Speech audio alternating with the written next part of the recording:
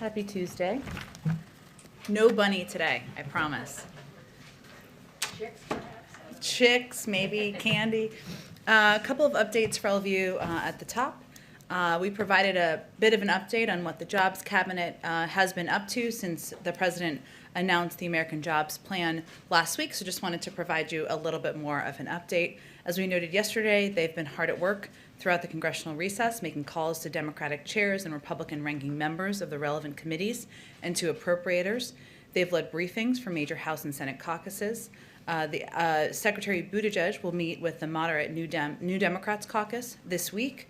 The Office of Public Engagement will lead calls throughout this week with private sector, rural and agricultural stakeholders, climate groups, local chambers of commerce, faith leaders, minority leaders, community college groups, and more.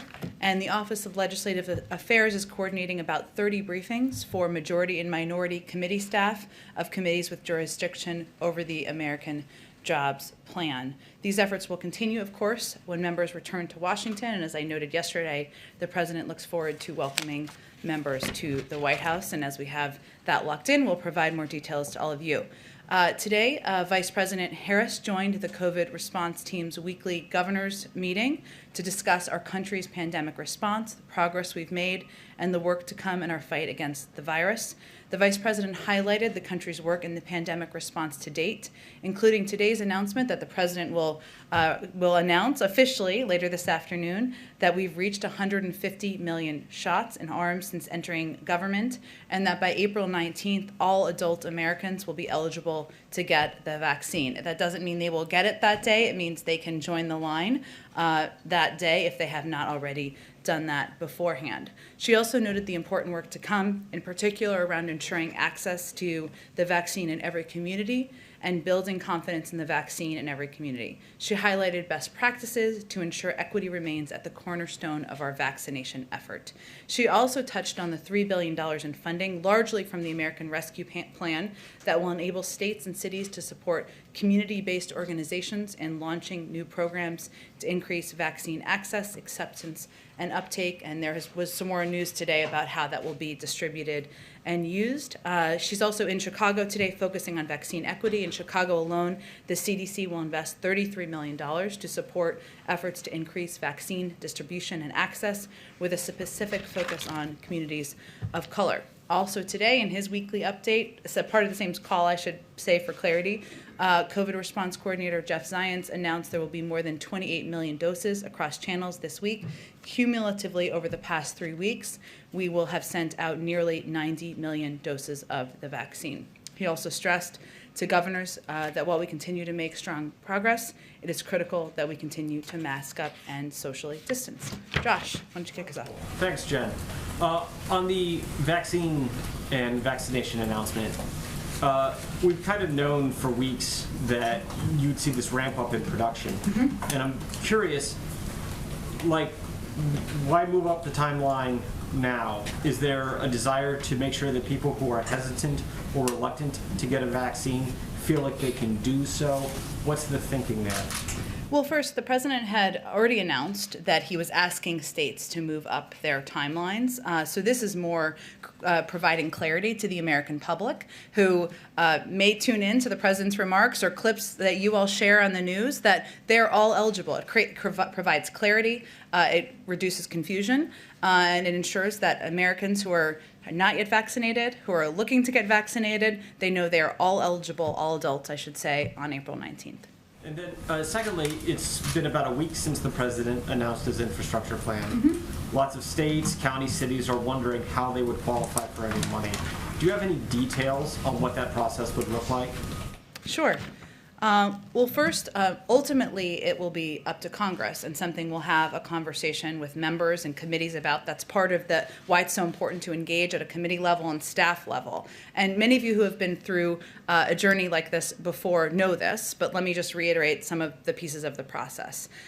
Funding for transportation projects can typically be allocated through two different types of grants, and we expect a mix to be discussed, either formula grants or competitive grants. So formula grants are allocated to states based on certain criteria. like the number of miles on an interstate highway or a population in a given urban area, most of our existing transportation funding flows through formula grants, which gives states a lot of flexibility on how to prioritize and spend their federal dollars based on what their needs are. Competitive grants are a more targeted way to direct funds to specific policy goals, often based on criteria set by Congress. For example, the popular Tiger Grant program that was set up in the Recovery Act considered how a project could contribute to job creation, and that was one of the big factors that was determined as programs were being, or states were applying for funding. We've also mentioned the administration's proposal for a competitive grant program to fund 10 of the most economically significant bridges in the country. So that type of application would be through competitive grants. So again, this is something that we will be working through with Congress, with committees of jurisdiction. Though it will be a mix of those two type of grants would be our expectation. And as states who all have excellent questions, including local reporters we engage with, that is what they can expect in terms of the process. Go ahead. Thank you. The FBI keeps a watch list with information about people who are known or reasonably suspected of being involved in terror activities. 2 people on it from Yemen have been apprehended at the border. How concerned is President Biden about terrorists possibly trying to take advantage of gaps in the border to get in and kill Americans? Well, first let me convey that these type of incidents are very uncommon, and CBP and DHS can speak more to the timeline and the specifics, of course, in these particular cases and encounters. But encounters of known and suspected terrorists are very uncommon. They do underscore the importance of the critical work that is done on a daily basis to vet those at the border. DHS works not just at the border, as you know, but also with international partners to share intelligence and other information, including to prevent individuals on certain watch lists from entering the United States. They adjudicate individuals encountered at and between ports of entry against several classified and unclassified databases. So while this is rare, this is a reflection of them doing their jobs. Another quick one about the border. The DHS secretary is reportedly looking to finish some gaps in the southern border. How does that fit with President Biden's day one executive order to stop border wall construction? Well, wall construction remains paused to the extent permitted by law. So some has already been funded through congressional authorization and funding allocation.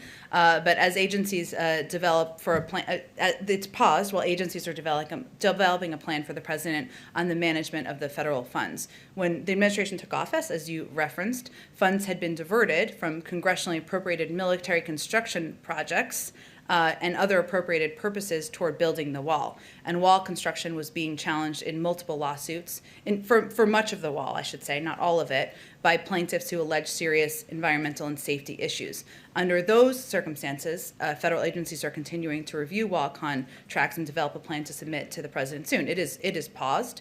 There is some limited construction that has been funded and allocated for, but it is otherwise paused. And then, is the White House concerned that Major League Baseball is moving their All-Star game to Colorado, where voting regulations are very similar to Georgia? Well, let me just refute the first point you made. First, let me say, on Colorado, Colorado allows you to register on Election Day. Colorado has voting by mail, where they send to 100% of people in the state who are eligible application to vote by mail. 94% of people in Colorado voted by mail in the 2020 election. And they also allow for a range of materials to provide, even if they vote on Election Day, for the limited number of people who vote on Election Day. I think it's important to remember the context here. The Georgia legislation is built on a lie. There was no widespread fraud in the 2020 election. Georgia's top Republican election officials have acknowledged that repeatedly in interviews. And what there was, however, was record-setting turnout, especially by voters of color. So instead, what we're seeing here is for politicians who didn't like the outcome, they're not changing their policies to win more votes. They're changing the rules to exclude more voters. And we certainly see the circumstances as different. But ultimately, sorry, let me add one more thing. It's up to Major League Baseball to determine where they're holding their All-Star game. Okay, a quick one from a colleague who could not be here. You're talking about the new vaccine eligibility deadline. Mm-hmm. Is the supply ramping up quicker than expected? And if not, what does moving the eligibility deadline up actually do in practice? Like, are more people going to get vaccinated faster? That's our hope, absolutely. And we have expedited the supply. So there's been nearly 90 million doses provided to states in just the last 3 weeks. And that certainly is an increase over the weeks prior. That's part of it.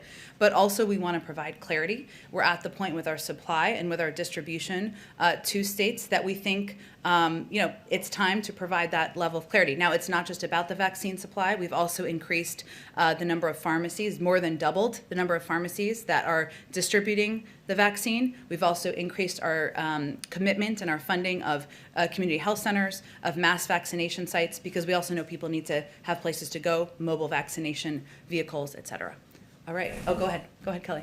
On the vaccines, is this about leading governors to move more quickly, or is this about reacting to what governors have already done? Because most states had already moved their eligibility. And it sort of seems like the president is now affirming a date that for many people was already the real And he had called for them to move this date forward a couple of weeks ago. So he had also called for the date to move forward from May 1st as well. So he is certainly confirming for the public that everyone is eligible around the country. That is a great deal of clarity. They don't have to go to their local state website and see when they're eligible. They know that they are eligible on April 19th. Every American out there who is not vaccinated. This is also part of the effort here, and part of what he'll be conveying later today is to communicate to seniors and people who have seniors in their community, maybe members of their family. This is the time to go now to ensure seniors who are your loved ones, your family members, people in your neighborhood, to go now, because the lines are going to become longer. There are going to be more people waiting, so he'll also be sending that clear message. So this is more about public education than accomplishing a particular goal. Is that fair to say? Well, we certainly wouldn't be at this point had we not purchased enough supply to vaccinate every adult American, had we not increased the number of vaccinators who can distribute the vaccine, put them in shots in arms, and had we not massively increased our investment in places where people could go. So it's a signal that, one, we're delivering clarity, but also we are at a point where there's enough supply, there are enough vaccinators, there are enough vaccination sites that every American adult is eligible April 19th. That is an accomplishment for the medical field. It's an accomplishment for the people who are running the operational piece. It's an accomplishment for the medical experts locally who are running these programs in different states. Briefly on Georgia, when the president voiced his support for moving it, does he have any regret now that by doing that, by adding his voice, it may have contributed to the environment where MLB makes this decision, and then there are these economic consequences to people in Georgia? When he and the vice president were there and couldn't do the car rally, and I talked about wanting to thank Georgia. Georgia's been important to the president and vice president electorally. Is there a sense of regret that perhaps he tipped the scale with his rhetoric, even if he doesn't have a direct cause and effect? Well, he was answering a direct question during an interview with ESPN about the opening day baseball, something not everybody, most people in the country appreciate and enjoy. And he was simply conveying that he would support that decision if that decision was made by Major League Baseball, just like he would support decisions made by private sector companies. We're not standing here and calling for companies to boycott. That's not what our focus is on from the White House. We do believe that the focus on Georgia is a reminder that, and it should be a reminder, I should say, that this is much bigger than Georgia, that Georgia was just one of the first states to act on a concerted effort to use easily disprovable conspiracy theories to fuel their attempts to make it even harder for eligible Americans to vote. But according to the Brennan Center, as of March 24th, 361 bills with restrictive provisions have been introduced in 47 states around the country. So this is not just Georgia. This is something we are seeing a prevalence of this, a pattern around the country of an effort to make it more difficult to vote. Mitch McConnell, the Republican leader still in Kentucky, said many positive things about the friendship and personal relationship he's had with the president for a long time, a fine man and so forth. Also says a moderate he is not. Does the president still identify as a moderate within the Democratic Party, or do you feel that he has moved more, or does the president feel he has moved more to the progressive wing of his own party? I don't think this will surprise you, but the president is not eager to be labeled by anyone in his party or certainly even by his friend Mitch McConnell. And he is now president of the United States. He governs for all Americans.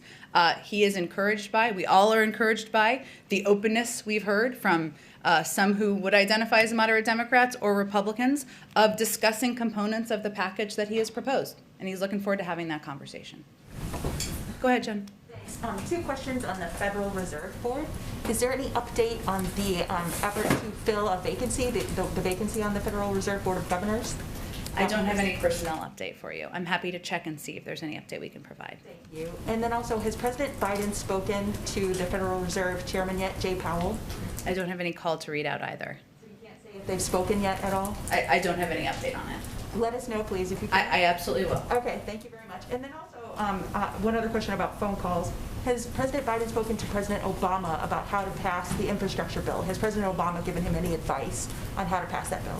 They speak regularly. They, of course, were president and vice president, but they are also friends, and they share a bond of serving through 8 years of the Obama-Biden administration, but also a personal friendship and kinship. And he speaks with him regularly, but we're not going to read out those calls.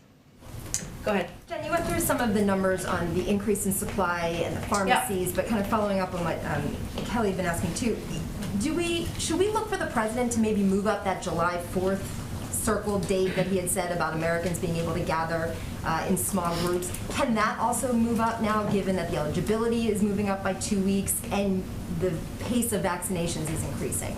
Well, we're certainly encouraged by the fact that we are vaccinating, our team is vaccinating, our experts across the country, I should say, are vaccinating on average about 3 million people a day, which is far larger than any other country in the world. But we know that it's not just about having the supply or eligibility. It's also about people in the country, eligible adult Americans, going to their community health center, going to a mass vaccination site, going to a pharmacy to get vaccinated and get that shot in their arms. So any changes we would make in advising the public, we would certainly do in close coordination with the advice of the CDC and our health and medical team. I don't have any expectation of that at this point, but we're always looking at how we can provide clarity to the public. And you had said that the lines might start getting longer, so seniors should start getting their shots now just to make sure they're not doing it when it gets clogged up. Mm-hmm. Are you concerned that because the eligibility has expanded, that the supply can match that you can still be on pace to vaccinate all American adults who want it by the end of May? We will have enough supply by the end of May, and we certainly remain confident that we will continue to be able to provide the supply that states need to vaccinate people in their states, and we'll continue to provide supply also independently to the pharmacies, which is a program that has started out as a pilot and has been incredibly successful. So we are confident in what the path looks like ahead, but we also constantly contingency plan. We know things happen. Trucks break down. There are issues in manufacturing sites, as we saw just last week. And we are constantly contingency planning about steps we need to take to ensure we have adequate supply out through all of our programs. The president continues to urge Americans to be vigilant. We expect he'll do that today in his remarks. Mm-hmm. But over the weekend, we saw Americans traveling for the holiday weekend. We saw a totally packed baseball stadium in Texas yesterday. Mm-hmm. Basically, there are Americans across the country who are doing exactly what the president is telling them not to do. Mm-hmm. Is the message, are Americans not hearing this, or are they hearing it and ignoring it? I think the president recognizes that this has been a long and difficult journey for the American public. The country has been shut down in one form or another for more than a year now, and people have missed birthday parties, weddings, baseball games, going out to restaurants. It is difficult, it is hard, and what he's asking people to do is to sacrifice a little bit longer. And he will continue to make that case and make that argument. Now, while we saw the baseball game, as you noted, and other events over the weekend, and we certainly anticipate as the weather gets warmer, there will be a temptation. We've also seen communities where local mayors, businesses have conveyed to their communities that we need to hang together, we need to remain vigilant, we need to wear masks, and we will get through this together. So we are hopeful that that's exactly what the majority of communities in this country will do. Go ahead. Thank you. Couple of clarifying questions just on the vaccine stuff. One, does this change the date at all by which there is an expectation everybody is vaccinated? I mean, does that move up? Is there, does the administration sort of have a date where they expect everybody to be vaccinated? Well, getting to a point where the majority of the American public is vaccinated is about more than supply. So what this announcement is conveying is we are at a point with the supply we have available, the number of vaccines, vaccination sites, vaccinators, where we believe everybody in the country should be eligible, can get in line by April 19th. Many people will have been in line or will even be vaccinated, as we've seen by the numbers before then. But it is going to take the American people going, masking up, socially distancing, and going and getting vaccinated. We're going to make that as easy as possible, but there are roles that we can play, and then there are roles that the public have to play. My question is, once they get in line on the 19th, by the 19th, how long that line ultimately may be? There's not a new update on that. I don't have a new update on that. I think it's just important for clarity purposes to convey. It doesn't mean everybody will be vaccinated by April 19th, which is, I know why you're asking the question. It means that everybody will be eligible to go to their local pharmacy, go to their community health center, mobile vaccination site, mass vaccination site on that date and moving forward. One more unrelated to the vaccine. Over the weekend, there was reporting that at Guantanamo, a facility was closed and some detainees were consolidated. Is that indicative at all of the Pentagon's review of closing Gitmo, of the president's plan and a timeline to potentially make that proposal to close Gitmo? The president remains committed. That is his desire and the outcome he would like to see. Obviously, that process would be overseen by the Department of Defense, so I would refer you to them for more specifics about those moves in that announcement. Go ahead. So another foreign policy question. President Zelensky of Ukraine, he has said publicly that that country needs to join NATO to avoid a war in the Donbas region with Russia. We know that he brought that up on his call with the Canadian Prime Minister. Did he bring that up with President Biden on their recent call? And I guess more importantly, what is the president's view on that issue? Well, one, that has long been the aspiration of Ukraine, and one that has been raised in a range of conversations with U.S. officials over the course of several years. I would defer to them. We would, of course, defer to the Ukrainian government on reading out what they raised on the call with the president. But you know, in addition to in addition to our reassurances that are consistently made to Ukrainian officials of our support for them and support for their sovereignty. We're also discussing our concerns about the increase in tensions and the ceasefire violations, regional tensions with NATO allies, and certainly would be here to hear from them, as we have for years, about their aspirations and the process they need to go through. But as far as an official White House position on whether they should be able to join NATO soon, is there a position? Again, it's been an aspiration of Ukraine's for some time. We've long been discussing that aspiration with Ukraine. We are strong supporters of them. We are engaged with them in working to push back on the destabilizing actions. But that's a decision for NATO to make, and we'll continue to be, recipients of their interests. Okay, and you said a minute ago that the Georgia voting rights law was based on a lie. Mm-hmm. We had a poll yesterday that showed that more than half of Republicans believe that the election was stolen from Donald Trump, and that the Capitol riot was led by left-wing agitators. Is there a public policy response to disinformation? Well, first, to disinformation in general. Look, I think that the prevalence of disinformation is something that is of concern to the president. He believes there is a range of reasons for it. Some relate to the platforms. Some relate to the individual actors who are promoting and provoking destabilizing activities and actions through their rhetoric. He's spoken to that in the past.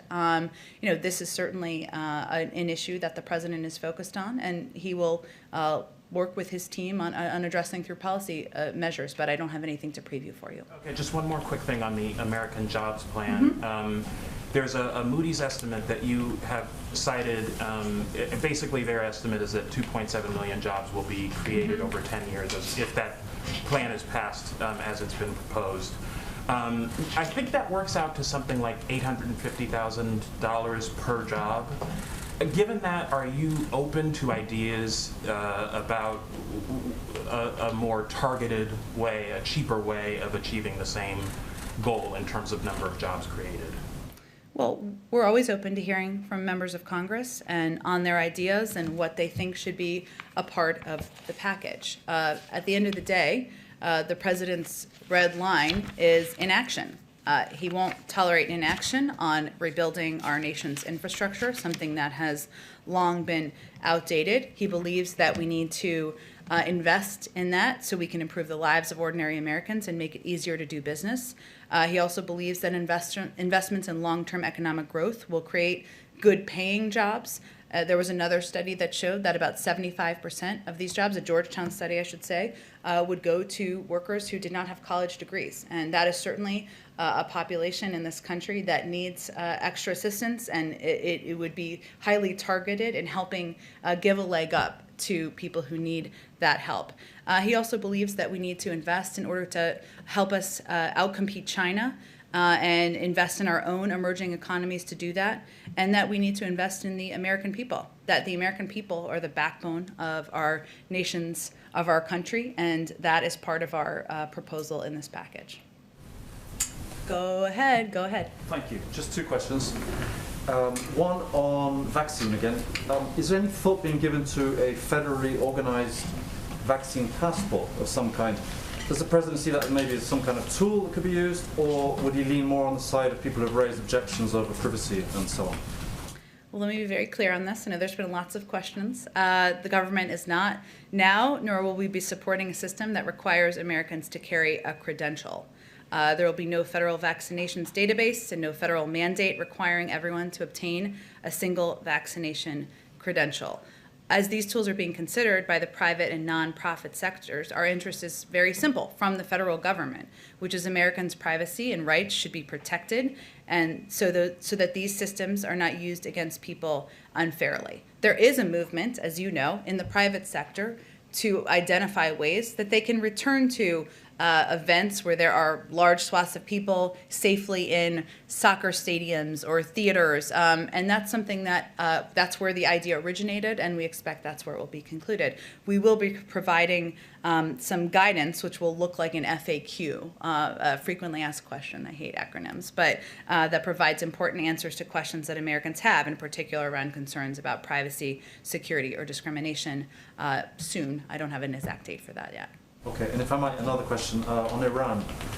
It's pretty clear what the carrot is for Iran. Mm-hmm. That's obvious. But given that the previous administration, just battered them with pretty much everything it had, apart from war, what's left in terms of the stick when you're entering these negotiations? What is left actually apart from war? What would Iran want out of it? Is that what you're asking? What's the stick? You're coming with a carrot, right? Which is, we'll bring you back in and so on. You dismantle all this stuff, and we'll eventually give you sanctions relief. That's pretty clear. But they withstood the sanctions under the Trump administration, and they in fact only increased their activity in the nuclear Well, field. if you go back historically just a few years before the Trump administration to the Obama-Biden administration, sanctions were put in place which incentivized, in many ways, getting them to the table to have the discussion about the joint plan of action. So, look, I would say at this point, today's the first day of discussions. As you know, these discussions are happening in Geneva, and they are happening through our European counterparts and partners. We expect them to have difficult portions. We expect this to be a long process, and we, continue to believe that a diplomatic path is the right path forward, and there are benefits to all sides. When the Trump administration pulled out of the joint plan of action, what they left us with is a far decreased visibility of Iran's nuclear capability, of inspections at their sites, of an understanding of how close they were to acquiring a nuclear weapon. That's not in anyone's interest, certainly not the American people. Go ahead. Jen, Senator Schumer's office said last night that the Senate parliamentarian had ruled in favor of additional reconciliation bills. I wondered if the administration had any view on that ruling. And in light of this ruling, is this the likely path that the president will take with the Senate in terms of getting this infrastructure bill across the finish line? Well, the president continues to believe, less than a week after he announced the plan, I'll say, that there's a bipartisan path forward. And we are encouraged, not just by 80% of the public that believes that it is long overdue to invest in infrastructure, that not just roads, rails, and bridges, but there is a way we should, a role the federal government can play in rebuilding the infrastructure of our economy and helping support American workers for the 21st century. This is a mechanism, as you know, reconciliation is a mechanism for passing budgetary bills in Congress. We will leave the mechanisms and the determination of the mechanisms to leaders in Congress. But right now, less than a week after he announced the American Jobs Plan, our focus is on engaging with Democrats and Republicans, with staff, with committee staff, inviting members to the White House next week, and we are encouraged by some of the statements that have been made about components of the package where we could find agreement. On infrastructure, some Republicans have quibbled with the way infrastructure should be defined in the bill. Does the president feel he has to convince Republicans of what should be used in an infrastructure bill before he can actually persuade them to vote for it? Well, I'll give you a little bit of a homework assignment. There are some Republicans who have previously called for investment in workforce development as part of comprehensive infrastructure investment. Some have called for that. Some have previously called for investing in broadband and the expansion of broadband as a means of expanding infrastructure. Some even have reference to replacing pipes as a means of infrastructure. So I would suggest that many of their constituents would be surprised to hear that those are not infrastructure projects, and I'm sure with a little Googling, you can all figure out who those all are. Go ahead in the back. Hi. At his press conference, the president said our children and grandchildren will be writing doctoral theses about whether democracy or autocracy succeeded. What's his own measure for success there? Is it American GDP versus Chinese GDP ultimately, or is it the sphere of influence of both countries around the world? It's a big, broad question. A good one. Look, I think the president is, when he talks about that, he's not just talking about economic growth and development. That certainly is part of it. He's also talking about our values and what message we send to the world and to our children. And so it has quite a broad meaning. And that's, I think, reflected, I should say, in how he has approached his presidency and identified the crises we're facing. You know, I think he has grandchildren now, so maybe he wants the rest of us to be able to tell our grandchildren, what role did we play in addressing racial injustice? What role did we play in addressing the climate crisis? What role did we play in helping rebuild the workforce of the future? And what role did we play in standing up for our values around the world? So has quite a broad meaning, but you know, I think that's a reflection of his approach to his presidency. Is he using the competition with China point as a sort of key selling point with Republicans on infrastructure and perhaps in a way that an appeal in other areas is not going to work? The idea that there's a danger of falling behind China, does he hope pragmatically that will strike a chord? Well, there is agreement across Democrats, Republicans, frankly, the American people, that we need to do more to invest here at home in order to compete with China. And he has conveyed, too, that and I have, I guess, as well, that our approach to our relationship with China is to come to that relationship from a position of strength. And that includes investing at home, ensuring that our workforce, our infrastructure, our broadband access is at a rate where it would strengthen our own infrastructure and workforce here so that we can compete globally. There's also been proposed legislation, I'm not sure if it's been formally dropped yet, but by Senator Schumer and others, that is focused on how we can better invest in our workforce to compete with China. We anticipate there's an opportunity for that to be bipartisan, because investing in our workforce here is something that Democrats and Republicans can agree on. Quick other thing, is the president disappointed by the pace of vaccine distribution in the District of Columbia, and does it potentially strengthen the argument for statehood?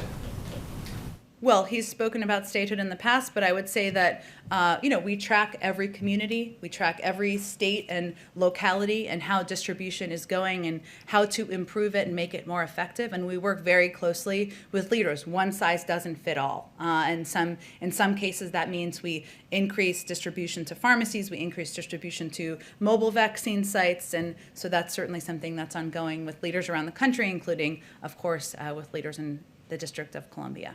Go ahead in the back. Oh, go ahead, Nadia. Oh, thank you, Jen. I want to follow up on the Vienna talks.